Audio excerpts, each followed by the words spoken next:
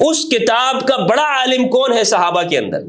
رسول اللہ کی موجودگی کے اندر، رسول اللہ کی زندگی کے اندر قرآن کا سب سے بڑا عالم امام علی بن ابی طالب علیہ السلام ہے۔ افسوس یہ ہے کہ تم نے علی کی گواہی کو ہی بلا دیا۔ بسم اللہ والصلاة والسلام علی رسول اللہ وآلہ وآلہ۔ السلام علیکم ورحمۃ اللہ وبرکاتہ۔ رسول اللہ صلی اللہ علیہ وآلہ وسلم کی رسالت اور نبوت کے گواہ کون ہیں؟ قرآن مجید میں کفار قریش اور مشرکین کا یہ قول نقل کیا کہ وہ لوگ یہ بات کرتے ہیں، کافروں نے یہ بات کہی، وَيَقُولُ الَّذِينَ كَفَرُوا لَسْتَ مُرْسَلًا، اور کافر یہ کہتے ہیں کہ آپ مرسل نہیں ہیں، بھیجے ہوئے نہیں ہیں۔ تو قرآن مجید نے کہا کہ اس نبی کی گواہی کے اوپر اللہ گواہ ہے، اور وہ گواہ ہے کہ جس کے پاس کتاب کا علم ہے، وَمَنْ عِنْدَهُ عِلْمُ الْكِتَابِ۔ اب یہ کتاب کا علم کس کے پاس ہے؟ کون ہے جو رسول اللہ کی رسالت اور نبوت اور وحی کا گواہ ہے؟ اگر ہم صحیح بخاری کا مطالعہ کرتے ہیں تو بخاری کی ابتدائی روایات ہیں جو کہ وحی سے متعلق ہے، جس سے یہ معلوم ہوتا ہے کہ رسول اللہ صلی اللہ علیہ وآلہ وسلم پر پہلی وحی کا آغاز کیسے ہوا، ابتدا کیسے ہوئی۔ معلوم یہ ہوتا ہے، حضرت عائشہ رضی اللہ عنہا سے مروی ہے، صحیح بخاری کی روایت کا نمبر ہے 3، اور ام المؤمنین حضرت خدیجہ الکبریٰ سلام اللہ علیہا کے بارے میں بیان کیا گیا ہے۔ یہ روایت میں آپ کے سامنے بیان کرتا ہوں۔ حضرت عائشہ اس وقت مکہ میں تو موجود نہیں تھی، آپ کو معلوم ہے کہ بلکہ اس وقت تو وہ ان کی پیدائش مانی جا سکتی ہے جب رسول اللہ صلی اللہ علیہ وآلہ وسلم پر پہلی وحی نازل ہوئی، تو حضرت عائشہ اس وقت موجود ہی نہیں ہے، لیکن پھر بھی وہ اس روایت کو بیان کرتی ہیں کہ رسول اللہ صلی اللہ علیہ وآلہ وسلم نے یہ بیان کیا۔ بہرحال بخاری کی روایت کا نمبر 3 ہے، یہ میں آپ کے سامنے پیش کرتا ہوں۔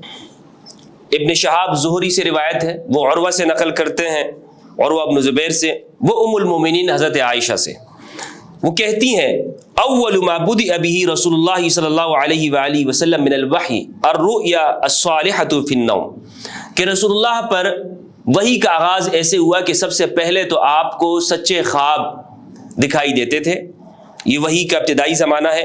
فَكَانَ لَا يَرَى رُؤْيَا إِلَّا جَاءَتْ مِثْلَ فَلَقِ الصُّبْحِ، جو بھی خواب آپ دیکھا کرتے وہ روشن صبح کی طرح ظاہر ہو جایا کرتا تھا۔ یہ روایت طویل روایت ہے، اس کو میں مختصر طور پر یہ بیان کرتا چلوں کہ اس میں یہ واقعہ موجود ہے کہ پہلی وحی جب نازل ہوئی تو آپ صلی اللہ علیہ وآلہ وسلم غار حرا میں تھے، جبریل امین آئے اور انہوں نے کہا کہ اقرا، آپ پڑھیے۔ آپ نے کہا ما انا بقارئ، میں پڑھ نہیں سکتا۔ اس نے پھر کہا، آپ نے پھر یہ فرمایا۔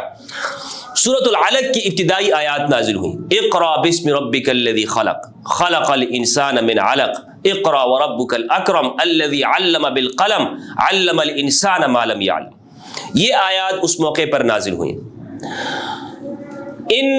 اس وحی کے نزول کے ساتھ آپ صلی اللہ علیہ وآلہ وسلم کے جسم پر ایک روب اور کپکپی طاری ہو گئی۔ روایت سے معلوم ہوتا ہے کہ آپ اپنے گھر تشریف لائے اور وہاں پر آپ نے کہا زملونی زملونی۔ ام المؤمنین خدیجہ الکبریٰ سلام اللہ علیہا نے آپ کو تسلی دی اور پھر آپ کو اپنے چچا کے بیٹے ورقہ بن نوفل کے پاس لے گئے۔ ورقہ بن نوفل نے آپ کی وحی کی تصدیق کی۔ تو بہرحال اس پورے واقعے سے جو بخاری کی روایت سے معلوم ہوتا ہے، چند چیزیں ہمیں ہی معلوم ہوئی۔ اول تو یہ بات معلوم ہوئی کہ آپ صلی اللہ علیہ وآلہ وسلم پر جب وحی نازل ہوئی تو آپ کو اس بات کا علم نہیں تھا کہ میں نبی ہوں، اور دوسری یہ بات معلوم ہوئی کہ آپ کی نبوت کی تصدیق اور تسلی کرنے والی سب سے پہلی خدیجہ الکبریٰ سلام اللہ علیہا ہے۔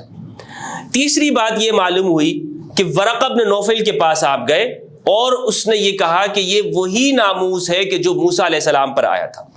تو گویا اس نبوت اور پہلی وحی کے گواہ ورقہ بن نوفل ہوئے اس روایت کی بنیاد پر۔ اس روایت پر بہت سارے اعتراضات ہیں۔ ملحدین اور اسلام دشمن عناصر اور خاص طور پر مستشرقین کا جو طبقہ ہے وہ یہ کہتے ہیں کہ ورقہ بن نوفل جو تھا یہ زمانہ جاہلیت میں اسے عربی کا بھی علم تھا۔ ابن حجر عسقلانی نے بھی یہ بات لکھی ہے کہ یہ عربی لکھنا بھی جانتے تھے اور عبرانی لکھنا بھی جانتے تھے، اور یہ ملک شام گئے تھے اور ملک شام جا کر انہوں نے زمانہ جاہلیت میں نصرانی مذہب قبول کر لیا تھا، اختیار کر لیا تھا، کیونکہ یہ عرب کی بت پرستی سے تنگ آ گئے تھے اور یہ فطرت سلیمہ کے اوپر تھے.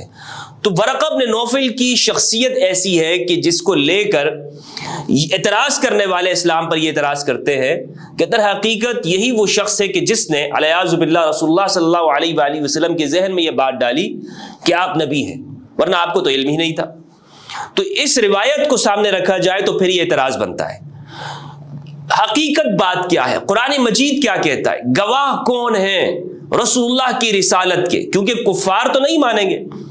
کفار تو جو سامنے موجود ہے وہ کیسے مانیں گے کہ اگر آپ نے یہ اعلان کیا کہ میں اللہ کا رسول ہوں تو کوئی تو گواہ ہونا چاہیے. اور قرآن مجید نے بیان کیا کہ گواہ موجود ہے. روایات سے، اس روایت سے کم از کم یہ مسئلہ حل ہونے والا نہیں ہے، بلکہ مزید پیچیدہ ہوتا جاتا ہے اگر ہم بخاری کی اس روایت کو سامنے رکھتے ہیں. اور پھر اس روایت میں آگے جا کر آپ دیکھیں گے کہ ابن شہاب زہری نے نقل کیا ہے، بخاری میں ہے کہ جب وحی کا زمانہ رک جاتا، وَفَتَرَ الْوَحْيُ فَتْرَةً، وحی کا زمانہ جب رک گیا، پھر آپ صلی اللہ علیہ وآلہ وسلم پریشان ہو گئے. اور آپ پریشانی کے عالم میں یہ کیا کرتے تھے کہ آپ پہاڑوں کی چوٹیوں پہ جا کر اپنے آپ کو نیچے گرانے کی کوشش کرتے، علیاذ باللہ. بار بار آپ نے یہ کوشش کی کہ اپنے آپ کو پہاڑ سے نیچے گرا دے، یعنی خودکشی کرنے کی. آپ صلی اللہ علیہ وآلہ وسلم کی جانب ایسی باتوں کو منسوب کیا جاتا ہے، حالانکہ فرشتہ سامنے آ جاتا اور یہ کہتا ہے کہ آپ نبی ہیں، اس کے باوجود آپ یہ کوشش کرتے. تو یہ روایات دراصل رسالت کی نفی کرتی ہیں، رسول اللہ صلی اللہ علیہ وآلہ وسلم کی شخصیت اور کردار کو، اور جو آپ کو یہ علم ہے کہ نبی ہوں میں. کیونکہ جو بھی نبی بنایا جاتا ہے، جس بھی نبی کو یہ بتایا جاتا ہے یا وحی آتی ہے، اس کو سب سے پہلے اس بات کی خبر ہوتی ہے کہ وہ اللہ کے نبی ہیں. یہ اللہ کی سنت ہے. ایسے ہو ہی نہیں سکتا کہ ایک شخص کو پتہ نہ ہو اور اسے بتایا بھی نہ جائے اور اس پر وحی کا نزول ہو جائے. یعنی انبیاء کی میں بات کروں، انبیاء کرام، حتیٰ کہ حضرت عیسیٰ علیہ السلام وہ پگوڑے میں یہ اعلان کر رہے ہیں کہ میں اللہ کا بندہ اور اللہ کا نبی ہوں. بچپن سے ہی بتا دیا جاتا ہے، کوئی غفلت ان کے اوپر طاری نہیں ہوتی. یہ انبیاء کی سنت، انبیاء کے حوالے سے جو وحی آتی ہے، اللہ رب العزت کا طریقہ اور سنت یہ رہا ہے.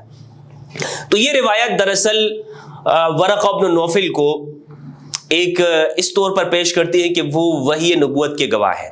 قرآن مجید کے اندر ہے سورۃ الرعد، سورت نمبر 13، آیت نمبر 43، آیت نمبر 43. اللہ رب العزت نے ارشاد فرمایا، اعوذ باللہ من الشیطان الرجیم، بسم اللہ الرحمن الرحیم، وَيَقُولُ الَّذِينَ كَفَرُوا لَسْتَ مُرْسَلًا، اور کافر یہ کہتے ہیں کہ آپ پیغمبر نہیں ہیں، رسول نہیں ہیں.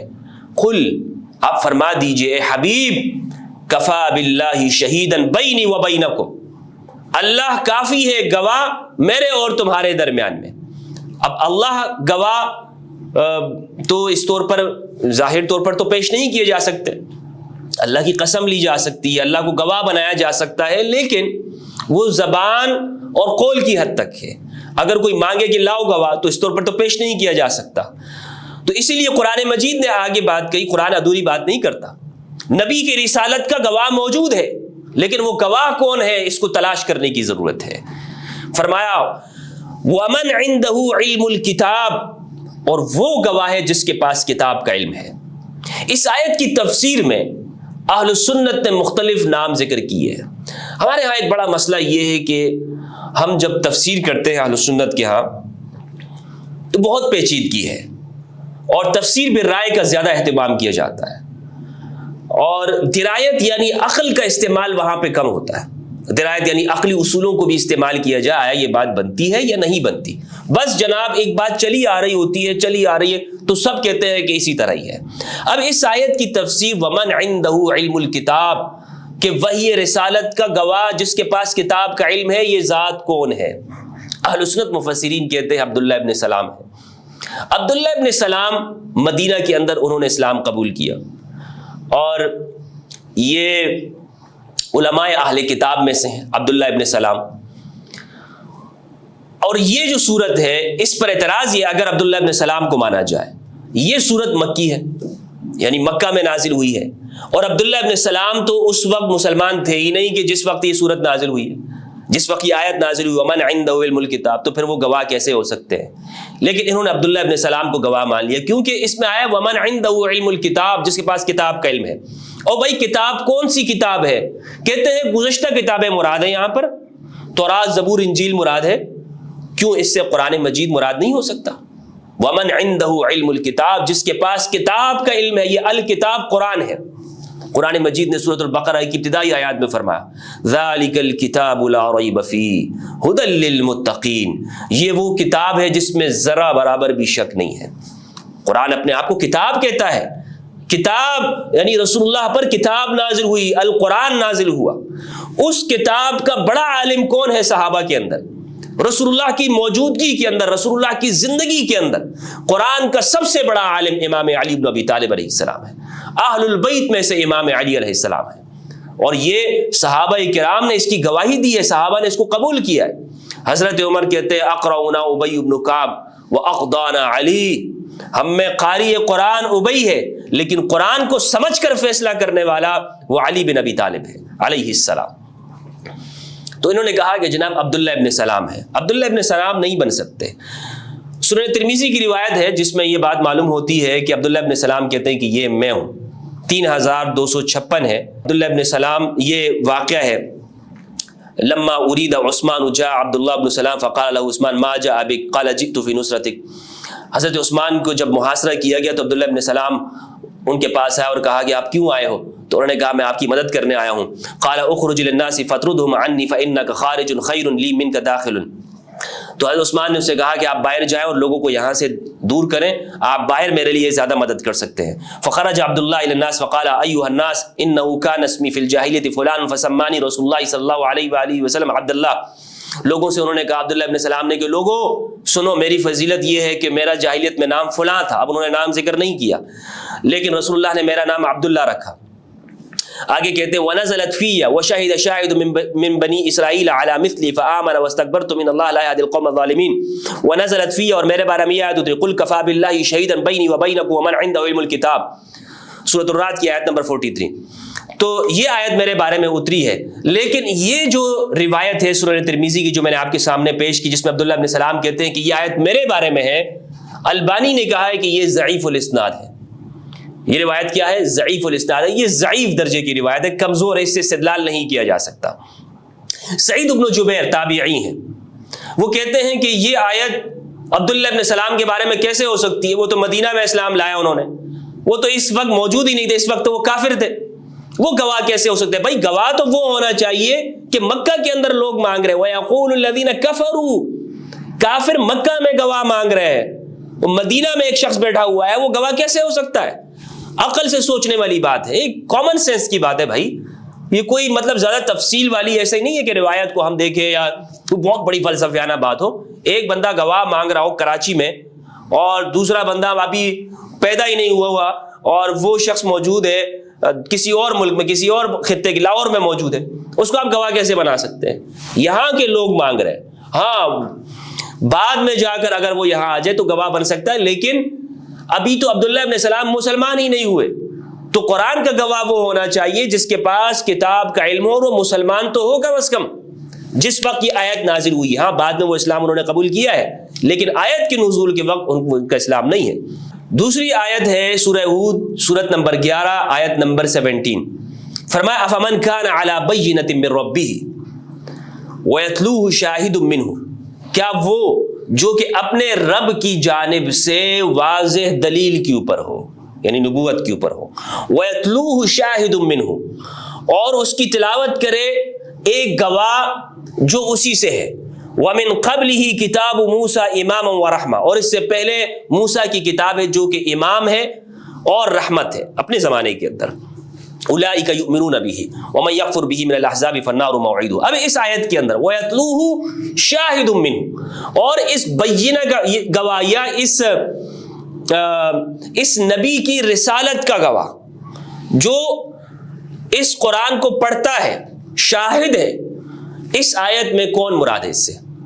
اس سے مراد کون ہے؟ تو اس میں بھی پھر مختلف تفاسیر کے اندر مختلف باتیں لکھی گئی ہیں، لوگوں نے کہا کہ اہل کتاب مراد ہے، اس میں بھی وہی بات کی گئی۔ تفسیر ثعلبی کے اندر یہ بات کی گئی ہے، شاہد سے مراد یہاں پر امام علی علیہ السلام ہے۔ کسی نے کہا جبریل امین ہے، کسی نے کہا کہ اس سے مراد لسان رسول ہے، وغیرہ وغیرہ۔ ثعلبی کہتے ہیں کہ اس سے مراد امام علی ہیں۔ کہتے ہیں قال علی رضی اللہ عنہ ما من رجل من قریش الا وقد نزلت فیہ الآیۃ والآیتان، کہ قریش میں جو بھی اس کے بارے میں ایک آیت یا دو آیتیں اتری ہیں۔ تو ایک آدمی نے کہا فانت ای شیء نزل فیک، آپ کے بارے میں کیا اترا؟ قال علی علیہ السلام، امام علی نے فرمایا اما تقرأ الآیہ التی فی ہود، کیا تم سورہ ہود کی آیت نہیں پڑھتے؟ ویتلوہ شاہد منہ، وَيَتْلُوهُ شَاهِدٌ مِّنْهُ، اس آیت کو تم نے نہیں دیکھا، ان لفظوں کے اوپر تم نے غور نہیں کیا۔ اسی طرح تفسیر قرطبی، الدر المنثور اور تفسیر طبری، ان سب نے کہا ہے کہ اس امام علی نے فرمایا کہ یہ آیت میرے بارے میں نازل ہوئی، اور اسے آپ دیکھ سکتے ہیں تفسیر ثعلبی میں جلد نمبر 5 صفحہ 162 پہ۔ ابو نعیم کی معرفت الصحابہ جلد 1 اور حدیث کا نمبر ہے 346۔ امام علی بن ابی طالب فرماتے ہیں ما احد من قریش الا وقد نزلت فیہ آیۃ و آیتان۔ اس تفسیر کی جو روایت ہے اس کا نمبر میں نے بتایا، یہ معرفت الصحابہ کے اندر موجود ہے۔ امام علی نے فرمایا کہ قریش کے اشخاص کے بارے میں، اغلب کے بارے میں ایک آیت یا دو آیتیں اتری ہیں۔ فقال رجل فما نزل فیک، ایک آدمی نے کہا کہ آپ کے بارے میں کیا اترا ہے؟ قال فغضب، امام علی غصہ ہوئے، ثم قال اما واللہ لو لم تسألنی علی رؤوس القوم ما حدثتک۔ یہ اتنی ایسی واضح بات ہے، اے آدمی تمہیں تو یہ بات معلوم ہونی چاہیے تھی، لیکن تم نے چونکہ لوگوں کے سامنے یہ بات پوچھ لی ہے تو اب میں تمہیں بتاتا ہوں، یعنی اس کا علم تو تمہیں ہونا چاہیے تھا۔ افسوس یہ ہے کہ تم نے علی کی گواہی کو ہی بلا دیا، علی جو کہ رسول اللہ کی رسالت کے گواہ ہے، رسول اللہ کی وحی کے گواہ ہے، اور اگر ہم علی کو گواہ نہیں مانتے تو پھر بہت سارے اعتراضات قائم ہوتے ہیں یہاں پہ، بہت سارے اعتراضات جو کہ غیر مسلم بھی کرتے ہیں، ملحدین بھی کرتے ہیں، مستشرقین بھی کرتے ہیں۔ اگر علی کو گواہ مان لیا جاتا ہے اسلام پر کوئی اعتراض نہیں ہوتا، رسالت پہ کوئی اعتراض ہی نہیں ہوگا، لیکن بات تو یہ ہے علی کو گواہ مان لو۔ امام علی بن ابی طالب علیہ السلام کہتے ہیں ثم قال اما واللہ لو لم تسألنی علی رؤوس القوم ما حدثتک، ثم قال هل تقرأ سورۃ ہود و یونس، کیا تم نے سورہ ہود و یونس پڑھی ہے؟ ثم قرأ فمن كان على بینۃ من ربہ ویتلوہ شاہد منہ، سورہ ہود کی یہ آیت پڑھی امام علی بن ابی طالب علیہ السلام نے کہ یہاں پر شاہد سے مراد میں ہوں، گواہ کون ہوں؟ میں گواہ ہوں، اور یہ تمہیں معلوم ہونا چاہیے تھا۔ کتنے افسوس کی بات ہے کہ تمہیں یہ بات معلوم نہیں ہے۔ تو بہرحال روایات ہمارے سامنے مختلف ہیں، ان روایات میں امام علی علیہ السلام اس کے اگر گواہ بنتے ہیں تو امام علی ہیں۔ میں نہج البلاغہ سے ایک حوالہ آپ کے سامنے پیش کرنا چاہتا ہوں۔ نہج البلاغہ سے یہ بات ہمیں بالکل واضح طور پر معلوم ہو جاتی ہے کہ امام علی علیہ السلام ہے۔ نہج البلاغہ میں اس کی شرح کی ہے مفتی محمد عبدہ رحمہ اللہ تعالی، اور بہت بہترین شرح ہے۔ نہج البلاغہ امام علی بن ابی طالب علیہ السلام کا کلام ہے، اس کے خطبہ نمبر 191 صفحہ نمبر 327۔ امام علی گواہ ہیں رسول اللہ کی رسالت کے۔ امام علی نے خود اپنے بارے میں کیا فرمایا، اور طویل خطبہ ہے یہ نہج البلاغہ کا، الخطبۃ الصاعقہ۔ الخطبۃ الصاعقہ، اس میں امام علی علیہ السلام نے یعنی حق اور باطل کو بالکل واضح کر دیا، اپنی سیرت بھی بیان کی، اور سامنے جو لوگ موجود ہیں ان کے زمانہ جاہلیت کے احوال بھی بیان کیے ہیں۔ صاعقہ، جدا کرنے والی۔ امام علی علیہ السلام رسول اللہ کے ساتھ رہا کرتے تھے۔ امام علی کی پرورش، تربیت رسول اللہ صلی اللہ علیہ وآلہ وسلم نے کی۔ جب پیدا ہوئے تو رسول کے ہاتھوں میں تھے، رسول کی گود میں تھے۔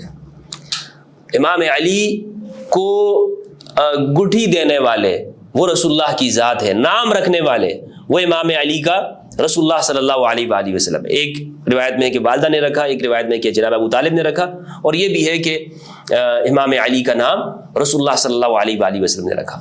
پرورش کی اور تربیت کی ہے۔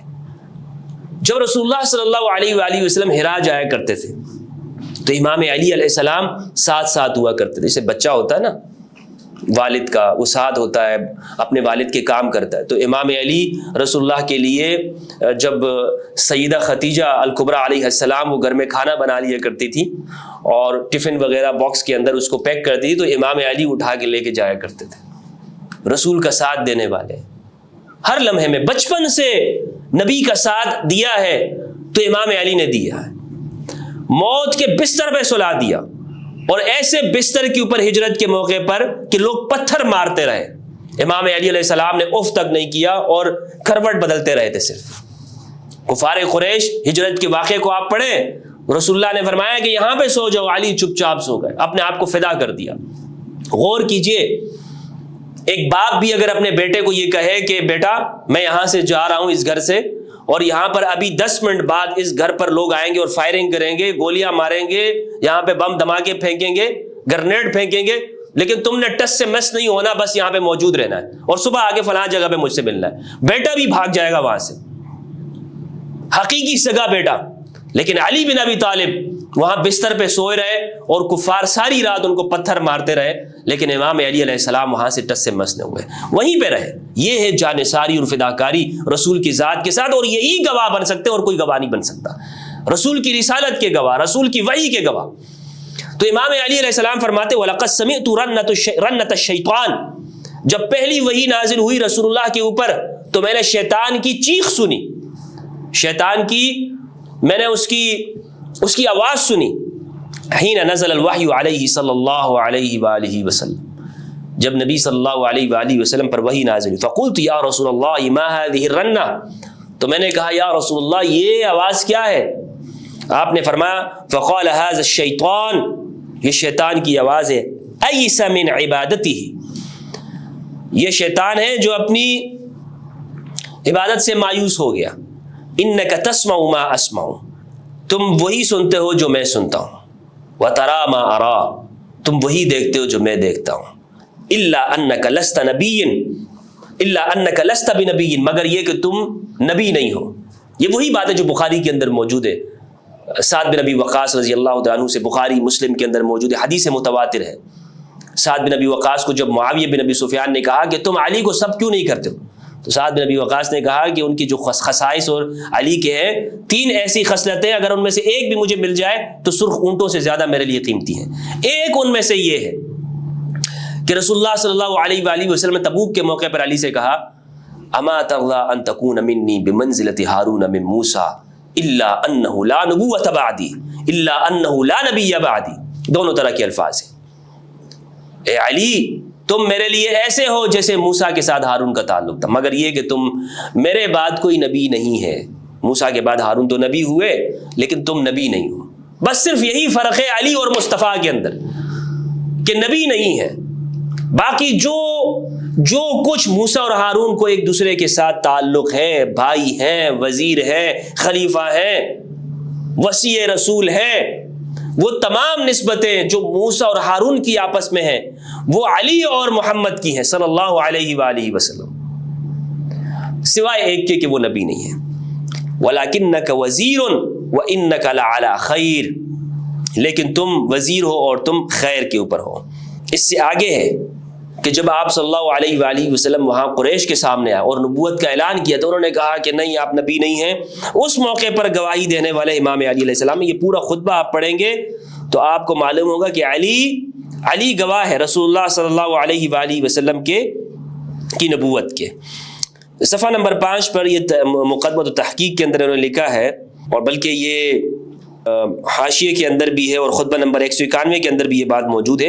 وَلَقَدْ كُنْتُ أَتَّبِعُ أَتْبَاعَ الْفَصِيلِ لِأَثَرِ أُمِّهِ يَرْفَعُ لِي فِي كُلِّ يَوْمٍ مِّنْ أَخْلَاقِهِ عِلْمًا وَيَأْمُرُنِي بِالْاقْتِدَاءِ بِهِ، خطبہ نمبر 191 میں امام علی علیہ السلام فرماتے ہیں جس طرح بکری کا بچہ ہوتا ہے نا، وہ اپنی والدہ کے ساتھ ساتھ لگا رہتا ہے، آپ نے دیکھا ہوگا جب بکریاں چرائی جاتی ہیں تو جو چھوٹے بچے ہوتے ہیں وہ بالکل ماں کے پیچھے نقش قدم پہ چل رہی ہوتی ہے۔ تو امام علی فرماتے ہیں اپنے آپ کو تشبیہ دیتے ہوئے میں نبی کے ساتھ بالکل ایسے ہی چپکا رہا کرتا تھا، ایسے ہی ساتھ ساتھ ہوا کرتا تھا، اور ہر دن علم، اخلاق، معرفت کے اندر رسول میرے لیے اضافہ ہی کیا کرتے تھے، بلندی ہی کیا کرتے تھے۔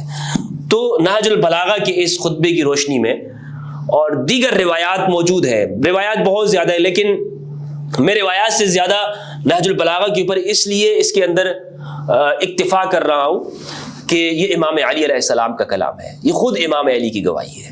قرآن مجید کی اس آیت کو اگر ہم دیکھیں تو رسول اللہ کی رسالت کے گواہ نہ ورقہ بن نوفل ہے، نہ ہی یہ روایت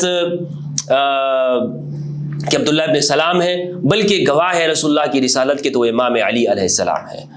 اس طرح تمام اعتراضات کا خاتمہ ہو جاتا ہے اور اسلام پر آنے والے جو شکوک و شبہات ہیں ان کا اختتام ہو جاتا ہے۔ اللہ سبحانہ و تعالیٰ سے دعا ہے کہ پروردگار ہم سب کو قرآن مجید میں تدبر کرنے اور اہل بیت کی معرفت عطا فرمائے۔ والسلام علیکم ورحمۃ اللہ وبرکاتہ۔